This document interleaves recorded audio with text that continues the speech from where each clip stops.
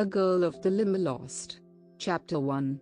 Wherein Elnora goes to high school and learns many lessons not found in her books. Elnora Comstock, have you lost your senses? Demanded the angry voice of Catherine Comstock while she glared at her daughter. Why, mother? Faltered the girl. Don't you why mother me? Cried Mrs. Comstock. You know very well what I mean. You've given me no peace until you've had your way about this going to school business. I've fixed you good enough, and you're ready to start. But no child of mine walks the streets of Onabasha looking like a play actress woman. You wet your hair and comb it down modest and decent and then be off, or you'll have no time to find where you belong. Elnora gave one despairing glance at the white face, framed in a most becoming riot of reddish-brown hair, which she saw in the little kitchen mirror. Then she untied the narrow black ribbon, wet the comb and plastered the waving curls close to her head, bound them fast, pinned on the skimpy black hat and opened the back door. You've gone so plumb daffy you are forgetting your dinner, jeered her mother. I don't want anything to eat, replied Elnora. You'll take your dinner or you'll not go one step. Are you crazy? Walk almost 3 miles and no food from 6 in the morning until 6 at night. A pretty figure you'd cut if you had your way. And after I've gone and bought you this nice new pail and filled it especial to start on. Elnora came back with a face still whiter and picked up the lunch. Thank you, mother. Goodbye, she said. Mrs. Comstock did not reply. She watched the girl follow the long walk to the gate and go from sight on the road, in the bright sunshine of the first Monday of September. I bet $1 she gets enough of it by night, commented Mrs. Comstock. Elnora walked by instinct, for her eyes were blinded with tears. She left the road where it turned south, at the corner of the Limberlost, climbed a snake fence and entered a path worn by her own feet.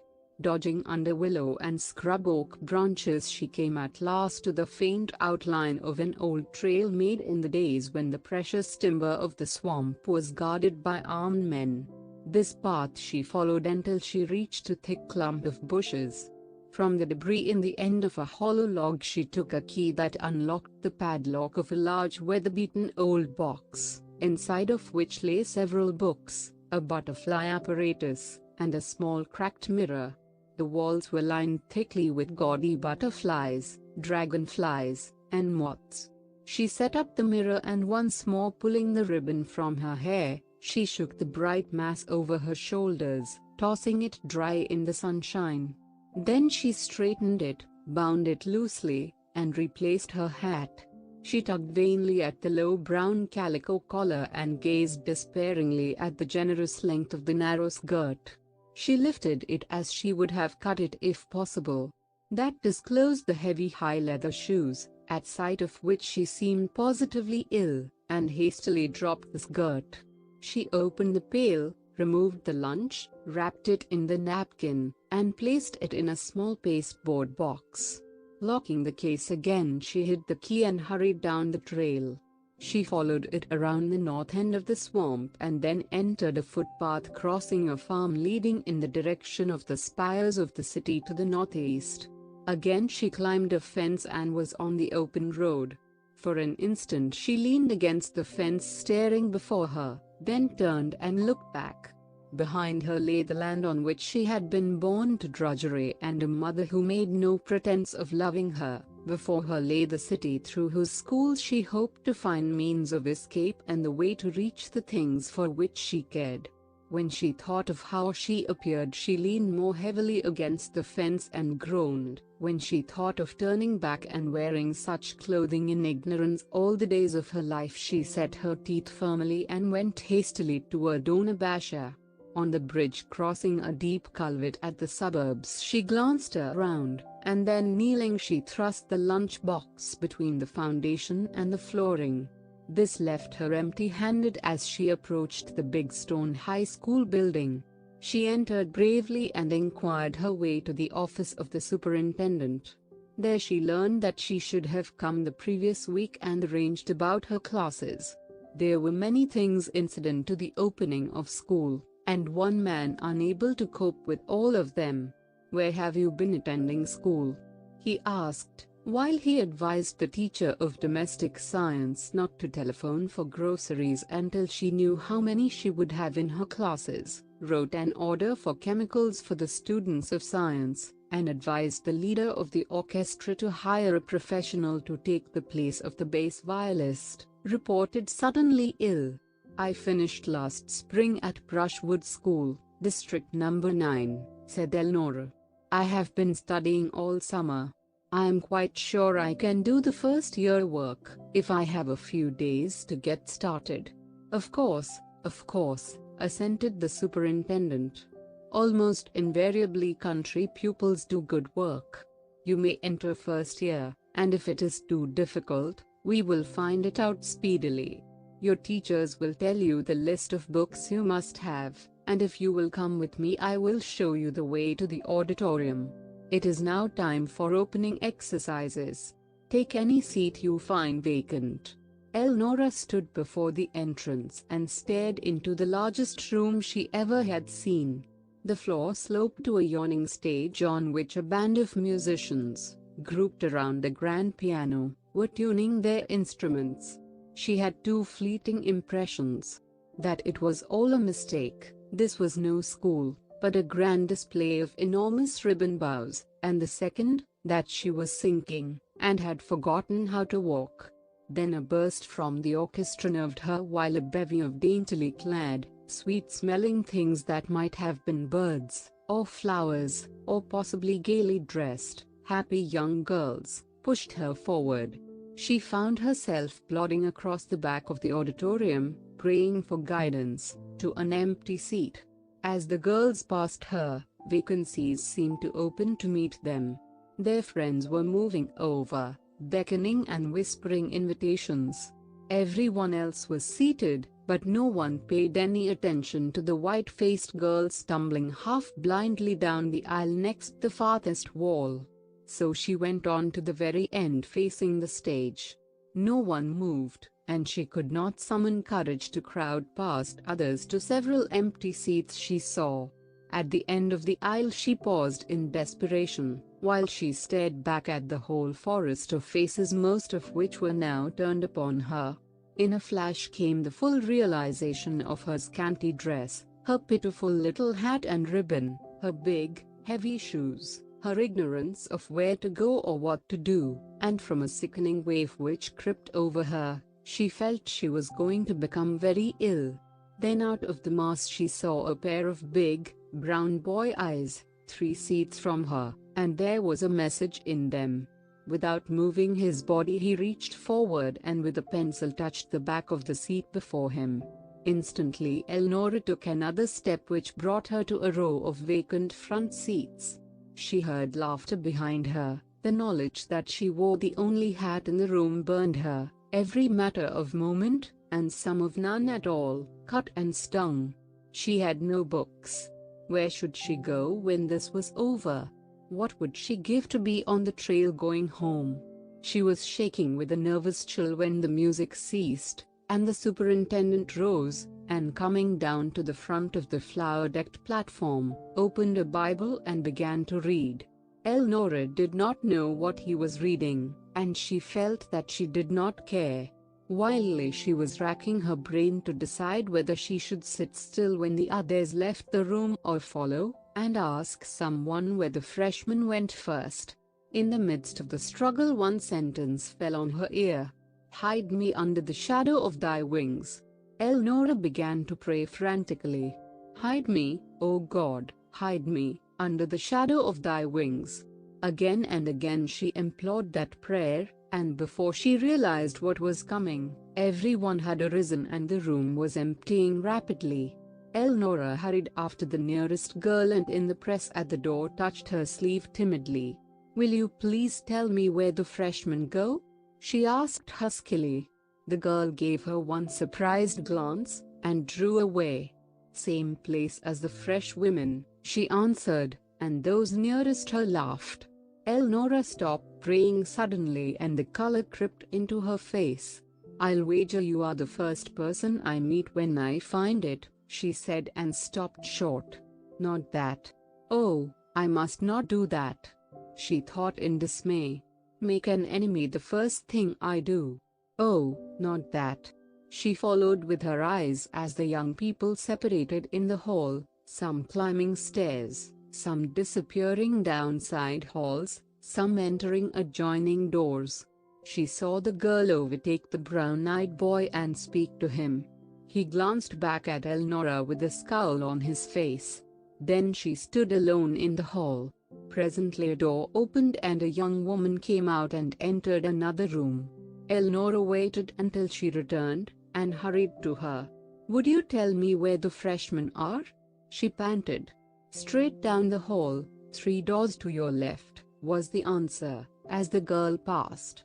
"1 minute please, oh please," begged Elnora. "Should I knock or just open the door?" "Go in and take a seat," replied the teacher. "What if there aren't any seats?" gasped Elnora. "Classrooms are never half filled, there will be plenty," was the answer. Elnora removed her hat. There was no place to put it, so she carried it in her hand. She looked infinitely better without it. After several efforts she at last opened the door and stepping inside faced a smaller and more concentrated battery of eyes. "The superintendent sent me. He thinks I belong here," she said to the professor in charge of the class, but she never before heard the voice with which she spoke. As she stood waiting, the girl of the hall passed on her way to the blackboard, and suppressed laughter told Elnora that her thrust had been repeated. "Be seated," said the professor, and then because he saw Elnora was desperately embarrassed he proceeded to lend her a book and to ask her if she had studied algebra. She said she had a little, but not the same book they were using. He asked her if she felt that she could do the work they were beginning, and she said she did. That was how it happened, that 3 minutes after entering the room she was told to take her place beside the girl who had gone last to the board, and whose flushed face and angry eyes avoided meeting Elnora's. Being compelled to concentrate on her proposition she forgot herself. When the professor asked that all pupils sign their work she firmly wrote Elnora Comstock under her demonstration. Then she took her seat and waited with white lips and trembling limbs, as one after another professor called the names on the board, while their owners arose and explained their propositions, or flunked if they had not found a correct solution. She was so eager to catch their forms of expression and prepare herself for her recitation, that she never looked from the work on the board, until clearly and distinctly, "Elnora Comstock," called the professor. The dazed girl stared at the board. One tiny curl added to the top of the first curve of the M in her name had transformed it from a good old English patronymic that any girl might bear proudly, to Comstock.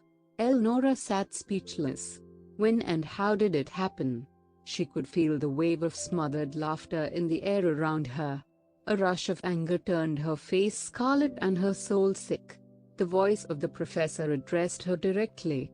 "This proposition seems to be beautifully demonstrated, Miss Comstock," he said. "Surely, you can tell us how you did it." That word of praise saved her. She could do good work. They might wear their pretty clothes, have their friends and make life a greater misery than it ever before had been for her, but not one of them should do better work or be more womanly. That lay with her. She was tall, straight, and handsome as she arose. "Of course I can explain my work," she said in natural tones. "What I can't explain is how I happened to be so stupid as to make a mistake in writing my own name. I must have been a little nervous. Please excuse me." She went to the board, swept off the signature with one stroke, then rewrote it plainly. "My name is Comstock," she said distinctly. She returned to her seat and following the formula used by the others made her first high school recitation. As Elnora resumed her seat, Professor Henley looked at her steadily. "It puzzles me," he said deliberately, how you can write as beautiful a demonstration, and explain it as clearly as ever has been done in any of my classes and still be so disturbed as to make a mistake in your own name. Are you very sure you did that yourself, Miss Comstock? It is impossible that anyone else should have done it, answered Eleanor. I am very glad you think so, said the professor. Being freshmen, all of you are strangers to me. I should dislike to begin the year with you feeling there was one among you small enough to do a trick like that. The next proposition, please. When the hour had gone, the class filed back to the study room and Eleanor followed in desperation, because she did not know where else to go. She could not study as she had no books, and when the class again left the room to go to another professor for the next recitation, she went also. At least they could put her out if she did not belong there. Noon came at last, and she kept with the others until they dispersed on the sidewalk. She was so abnormally self-conscious she fancied all the hundreds of that laughing throng saw and jested at her. When she passed the brown-eyed boy walking with the girl of her encounter, she knew, for she heard him say, "Did you really let that gawky piece of calico get ahead of you?" The answer was indistinct. Eleanor hurried from the city. She intended to get her lunch, eat it in the shade of the first tree, and then decide whether she would go back or go home. She knelt on the bridge and reached for her box, but it was so very light that she was prepared for the fact that it was empty before opening it. There was one thing for which to be thankful. The boy or tramp who had seen her hide it had left the napkin. She would not have to face her mother and account for its loss. She put it in her pocket and threw the box into the ditch. Then she sat on the bridge and tried to think, but her brain was confused. "Perhaps the worst is over," she said at last. "I will go back. What would mother say to me if I came home now?" So she returned to the high school, followed some other pupils to the courtroom, hung her hat, and found her way to the study where she had been in the morning. Twice that afternoon, with aching head and empty stomach, she faced strange professors, in different branches. Once she escaped notice, the second time the worst happened. She was asked a question she could not answer. "Have you not decided on your course, and secured your books?" inquired the professor. "I have decided on my course," replied Eleanor. "I do not know where to ask for my books." "Ask." The professor was bewildered. "I understood the books were furnished," faltered Eleanor. "Only to those bringing an order from the township trustee," replied the professor. "No. Oh no," cried Eleanor. "I will have them tomorrow," and gripped her desk for support, for she knew that was not true.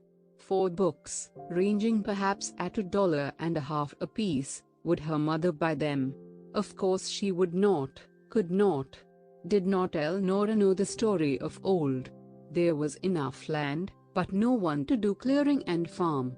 Tax on all those acres, recently the new gravel road tax added, the expense of living, and only the work of 2 women to meet all of it. She was insane to think she could come to the city to school. Her mother had been right. The girl decided that if only she lived to reach home, she would stay there and lead any sort of life to avoid more of this torture. Bad as what she wished to escape had been, it was nothing like this. She never could live down the movement that went through the class when she inadvertently revealed the fact that she had expected books to be furnished. Her mother would not secure them, that settled the question. But the end of misery is never in a hurry to come. Before the day was over, the superintendent entered the room and explained that pupils from the country were charged a tuition of $20 a year. That really was the end. Previously Eleanor had canvassed a dozen methods for securing the money for books, ranging all the way from offering to wash the superintendent's dishes to breaking into the bank. This additional expense made her plan so wildly impossible, there was nothing to do but hold up her head until she was from sight. Down the long corridor alone among hundreds, Down the long street alone among thousands, out into the country she came at last. Across the fence and field, along the old trail once trodden by a boy's bitter agony, now stumbled a white-faced girl, sick at heart. She sat on a log and began to sob in spite of her efforts at self-control. At first it was physical breakdown, later, thought came crowding. Oh, the shame, the mortification. Why had she not known of the tuition? How did she happen to think that in the city books were furnished? Perhaps it was because she had read they were in several states. But why did she not know? Why did not her mother go with her? Other mothers, but when had her mother ever been or done anything at all like other mothers? Because she never had been, it was useless to blame her now. Elnora realized she should have gone to town the week before, called on someone and learned all these things herself. She should have remembered how her clothing would look before she wore it in public places. Now she knew, and her dreams were over. She must go home to feed chickens, calves, and pigs, wear calico and coarse shoes, and with averted head, pass a library all her life. She sobbed again. For pity's sake, honey, what's the matter? Asked the voice of the nearest neighbor, Wesley Sinton, as he seated himself beside Elnora. There, he continued, smearing tears all over her face in an effort to dry them. Was it as bad as that? Now, Maggie has been just wild over you all day. She's got nervouser every minute. She said we were foolish to let you go. She said your clothes were not right, you ought not to carry that tin pail, and that they would laugh at you. By gum, I see they did. Oh, Uncle Wesley, sobbed the girl, why didn't she tell me? Well, you see, Elnora, she didn't like to. You got such a way of holding up your head, and going through with things. She thought some way that you'd make it, till you got started, and then she begun to see 100 things we should have done. I reckon you hadn't reached that building before she remembered that your skirt should have been pleated instead of gathered, your shoes been low, and lighter for hot September weather, and a new hat. Were your clothes right, Elnora? The girl broke into hysterical laughter. Right, she cried. Right. Uncle Wesley, you should have seen me among them. I was a picture. They'll never forget me. No, they won't get the chance, for they'll see me again tomorrow. Now that is what I call spunk, Elnora. Downright grit, said Wesley Sinton. Don't you let them laugh you out. You've helped Margaret and me for years at harvest and busy times. What you've earned must amount to quite a sum. You can get yourself a good many clothes with it. Don't mention clothes, Uncle Wesley, sobbed Elnora. I don't care now how I look. If I don't go back, all of them will know it's because I'm so poor I can't buy my books. Oh, I don't know as you are so dratted poor, said Sinton meditatively. There are 300 acres of good land, with fine timber as ever grew on it. It takes all we can earn to pay the tax, and mother wouldn't cut a tree for her life. Well then, maybe, I'll be compelled to cut one for her, suggested Sinton. Anyway, stop tearing yourself to pieces and tell me. If it isn't clothes, what is it? It's books and tuition. Over $20 in all. Humphrey. First time I ever knew you to be stumped by $20, Elnora, said Sinton, patting her hand. It's the first time you ever knew me to want money, answered Elnora. This is different from anything that ever happened to me. Oh, how can I get it, Uncle Wesley? Drive to town with me in the morning and I'll draw it from the bank for you. I owe you every cent of it. You know you don't owe me a penny, and I wouldn't touch one from you, unless I really could earn it. For anything that's past I owe you and Aunt Margaret for all the home life and love I've ever known. I know how you work, and I'll not take your money. Just a loan, Elnora, just a loan for a little while until you can earn it. You can be proud with all the rest of the world, but there are no secrets between us, are there, Elnora? No, said Elnora, there are none. You and Aunt Margaret have given me all the love there has been in my life. That is the one reason above all others why you shall not give me charity. Hand me money because you find me crying for it. This isn't the first time this old trail has known tears and heartache. All of us know that story. Freckles stuck to what he undertook and won out. I stick, too. When Duncan moved away he gave me all Freckles left in the swamp, and as I have inherited his property maybe his luck will come with it. I won't touch your money, but I'll win some way. First, I'm going home and try Mother. It's just possible I could find second-hand books, and perhaps all the tuition need not be paid at once. Maybe they would accept it quarterly. But oh, Uncle Wesley, you and Aunt Margaret keep on loving me. I'm so lonely, and no one else cares. Wesley Sinton's jaws met with a click. He swallowed hard on bitter words and changed what he would have liked to say 3 times before it became articulate. Elnora, he said at last, if it hadn't been for one thing I'd have tried to take legal steps to make you ours when you were 3 years old. Maggie said then it wasn't any use, but I've always held on. You see, I was the first man there, honey, and there are things you see that you can't ever make anybody else understand. She loved him, Elnora, she just made an idol of him. There was that oozy green hole, with the thick scum broke, and 2 or 3 big bubbles slowly rising that were the breath of his body. There she was in spasms of agony, and beside her the great heavy log she tried to throw him. I can't ever forgive her for turning against you, and spoiling your childhood as she has, but I couldn't forgive anybody else for abusing her. Maggie has got no mercy on her, but Maggie didn't see what I did, and I've never tried to make it very clear to her. It's been a little too plain for me ever since. Whenever I look at your mother's face, I see what she saw, so I hold my tongue and say, in my heart, give her a mite more time. Someday it will come. She does love you, Elnora. Everybody does, honey. It's just that she's feeling so much, she can't express herself. You be a patient girl and wait a little longer. After all, she's your mother, and you're all she's got but a memory, and it might do her good to let her know that she was fooled in that. It would kill her, cried the girl swiftly. Uncle Wesley, it would kill her. What do you mean? Nothing, said Wesley Sinton soothingly. Nothing, honey. That was just one of them fool things a man says when he is trying his best to be wise.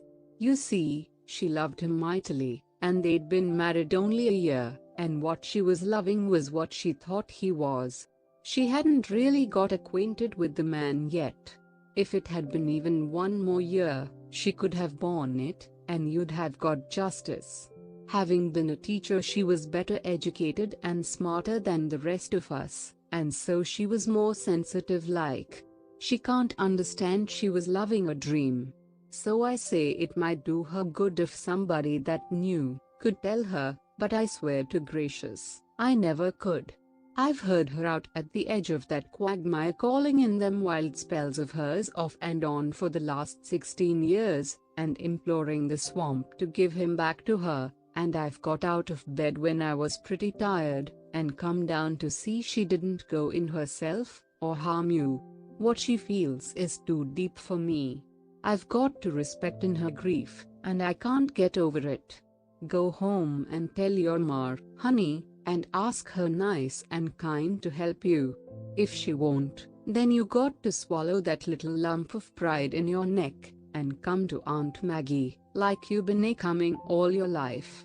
I'll ask Mother, but I can't take your money, Uncle Wesley, indeed I can't. I'll wait a year, and earn some, and enter next year. There's one thing you don't consider, Elnora, said the man earnestly. And that's what you are to Maggie. She's a little like your ma. She hasn't given up to it, and she's struggling on brave. But when we buried our second little girl, the light went out of Maggie's eyes, and it's not come back. The only time I ever see a hint of it is when she thinks she's done something that makes you happy, Elnora. Now, you go easy about refusing her anything she wants to do for you. There's times in this world when it's our bounden duty to forget ourselves and think what will help other people. Young woman, you owe me and Maggie all the comfort we can get out of you. There's the two of our own we can't ever do anything for. Don't you get the idea into your head that a full thing you call pride is going to cut us out of all the pleasure we have in life beside ourselves? Uncle Wesley, you are a dear, said Elnora. Just a dear. If I can't possibly get that money anywhere else on earth, I'll come and borrow it of you, and then I'll pay it back if I must dig ferns from the swamp and sell them from door to door in the city. I'll even plant them, so that they will be sure to come up in the spring. I have been sort of panic-stricken all day and couldn't think. I can gather nuts and sell them. Freckles sold moths and butterflies, and I've a lot collected. Of course, I am going back tomorrow. I can find a way to get the books. Don't you worry about me. I am all right. Now, what do you think of that? Inquired Wesley Sinton of the swamp in general. Here's our Elnora come back to stay. Head high and right as a trivet. You've named 3 ways in 3 minutes that you could earn $10, which I figure would be enough to start you. Let's go to Super and stop worrying. Elnora unlocked the case, took out the pail, put the napkin in it, pulled the ribbon from her hair, binding it down tightly again, and followed to the road. From afar she could see her mother in the doorway. She blinked her eyes, and tried to smile as she answered Wesley Sinton, and indeed she did feel better. She knew now what she had to expect, where to go, and what to do. Get the books she must. When she had them, she would show those city girls and boys how to prepare and recite lessons, how to walk with a brave heart, and they could show her how to wear pretty clothes and have good times. As she neared the door, her mother reached for the pail. I forgot to tell you to bring home your scraps for the chickens, she said. Elnora entered. There weren't any scraps, and I'm hungry again as I ever was in my life. I thought likely you would be, said Mrs. Comstock, and so I got Super ready. We can eat first, and do the work afterward. What kept you so? I expected you an hour ago. Elnora looked into her mother's face and smiled. It was a queer sort of a little smile, and would have reached the depths with any normal mother. I see you've been bawling, said Mrs. Comstock. I thought you'd get your fill in a hurry. That's why I wouldn't go to any expense. If we keep out of the poorhouse, we have to cut the corners close. It's likely this brushwood road tax will eat up all we've saved in years. Where the land tax is to come from, I don't know. It gets bigger every year. If they are going to dredge the swamp ditch again, they'll just have to take the land to pay for it. I can't, that's all. We'll get up early in the morning and gather and hull the beans for winter, and put in the rest of the day hoeing the turnips. Elnora again smiled that pitiful smile. Do you think I didn't know that I was funny and would be laughed at? She asked. Funny? Cried Mrs. Comstock hotly. Yes, funny. A regular caricature, answered Elnora. No one else wore calico, not even one other. No one else wore high heavy shoes, not even one. No one else had such a funny little old hat. My hair was not right, my ribbon invisible compared with the others. I did not know where to go, or what to do, and I had no books. What a spectacle I made for them. Elnora laughed nervously at her own picture. But there are always 2 sides. The professor said in the algebra class that he never had a better solution and explanation than mine of the proposition he gave me, which scored 1 for me in spite of my clothes. Well, I wouldn't brag on myself. That was poor taste, admitted Elnora. "But, you see, it is a case of whistling to keep up my courage. I honestly could see that I would have looked just as well as the rest of them if I had been dressed as they were. We can't afford that, so I have to find something else to brace me. It was rather bad, Mother." "Well, I'm glad you got enough of it." "Oh, but I haven't," hurried in Elnora. "I just got a start. The hardest is over. Tomorrow they won't be surprised. They will know what to expect." "I am sorry to hear about the dredge. Is it really going through?" "Yes. I got my notification today. The tax will be something enormous. I don't know as I can spare you, even if you are willing to be a laughingstock for the town." With every bite Elnora's courage returned, for she was a healthy young thing. "You've heard about doing evil that good might come from it," she said. "Well, mother mine, it's something like that with me. I'm willing to bear the hard part to pay for what I learn. Already I have selected the ward building in which I shall teach in about 4 years. I am going to ask for a room with a south exposure so that the flowers and moths I take in from the swamp to show the children will do well." "You little idiot," said Mrs. Comstock. "How are you going to pay your expenses?" "Now that is just what I was going to ask you," said Elnora. "You see, I have had 2 startling pieces of news today. I did not know I would need any money. I thought the city furnished the books, and there is an out-of-town tuition, also. I need $10 in the morning. Will you please let me have it?" $10, cried Mrs. Comstock. $10. Why don't you say 100 and be done with it? I could get one as easy as the other. I told you I couldn't raise a cent. Every year expenses grow bigger and bigger. I told you not to ask for money." "I never meant to," replied Elnora. "I thought clothes were all I needed and I could bear them. I never knew about buying books and tuition." "Well, I did," said Mrs. Comstock. "I knew what you would run into. But you are so bulldog stubborn, and so set in your way, I thought I would just let you try the world a little and see how you liked it." Elnora pushed back her chair and looked at her mother. "Do you mean to say," she demanded, "that you knew, when you let me go into a city classroom and reveal the fact before all of them that I expected to have my books handed out to me? Do you mean to say that you knew I had to pay for them?" Mrs. Comstock evaded the direct question. Anybody but an idiot mooning over a book or wasting time prowling the woods would have known you had to pay. Everybody has to pay for everything. Life is made up of pay, pay, pay. It's always and forever pay. If you don't pay one way you do another. Of course, I knew you had to pay. Of course, I knew you would come home blubbering. But you don't get a penny. I haven't 1 cent, and can't get one. Have your way if you are determined, but I think you will find the road somewhat rocky. Swampy, you mean, mother, corrected Elnora. She arose white and trembling. Perhaps someday God will teach me how to understand you. He knows I do not now.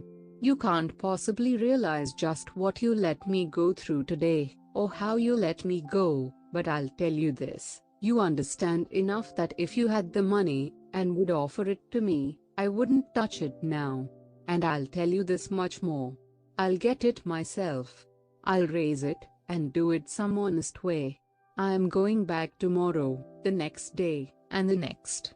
You need not come out. I'll do the night work, and hoe the turnip, but I'll tell you this. You understand enough that if you had the money, and would offer it to me, I wouldn't touch it now. And I'll tell you this much more. I'll get it myself. I'll raise it, and do it some honest way. I am going back tomorrow, the next day, and the next. You need not come out. I'll do the night work, and hoe the turnips. It was 10 o'clock when the chickens, pigs, and cattle were fed, the turnips hoed, and a heap of bean vines was stacked beside the back door.